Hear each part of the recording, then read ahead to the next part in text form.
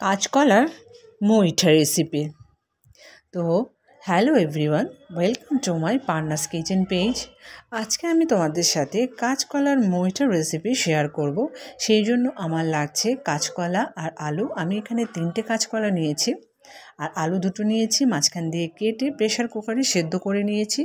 আর এই কাঁচকলার খোসাটাও কিন্তু ভর্তা খাওয়া যায়। আর এই কাঁচকলার খোসার রেসিপিটা আমি আরেকদিন শেয়ার করব। চিংড়ি মাছ দিয়ে ভর্তা করলে কিন্তু দারুণ লাগে খেতে। আর এই তো সেদ্ধ হয়ে গেছে। এবার আমি সেদ্ধ আলু আর কাঁচকলার মধ্যে অ্যাড করে দিলাম ধনেপাতা, কাঁচা লঙ্কা, নুন, হলুদ আর গোলমরিচের গুঁড়ো দিয়ে ভালো করে মেখে নেব। এবার হাতে একটু তেল লাগিয়ে মুট মুট করে শেপ দিয়ে নেব। ওই জন্যই ওর নাম দিয়েছি মুইঠা। তো এইরকম করে এই শেপের সবগুলো মুইঠা আমি বানিয়ে নিলাম। এবারে একটা পেস্ট রেডি করছি। টমেটো, কাঁচা লঙ্কা আর আদা দিয়ে একটা পেস্ট রেডি করছি। সাথে আমি টক দই দিয়ে দিলাম। এই টক দইটা আমার ঘরেই বানিয়েছি। আর ওইদিকে মুঠাগুলি আমি ফ্রাই প্যানে সামান্য একটু তেল দিয়ে ভেজে নিচ্ছি। ওইদিকে ভাজা হচ্ছে আর এইদিকে আমি কড়াইতে তেল দিয়ে জিরে ফোড়ন দিয়ে তেজপাতা দিয়ে দিয়েছি। আর যে মশলাটা পেস্টটা রেডি করেছিলাম সেই পেস্টটাও দিয়ে দিলাম, সাথে জিরে গুঁড়ো দিয়ে দিলাম, শুকনো লঙ্কা আর হলুদের গুঁড়ো দিয়ে দিলাম।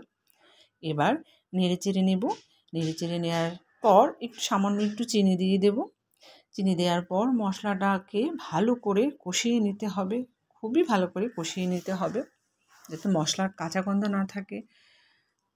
এবার একটু স্বাদ মতো চিনি দিয়ে দিলাম। ওইদিকে আমার মুইঠা ভাজাও হয়ে গেছে। মুইঠা কিন্তু খুব হালকা করে ভেজে নিতে হবে, অত ফ্রাই করতে হবে না। এবার মশলাটাকে অতটাই কষাতে হবে যাতে তেলটা একদম মশলার উপরে উঠে আসে।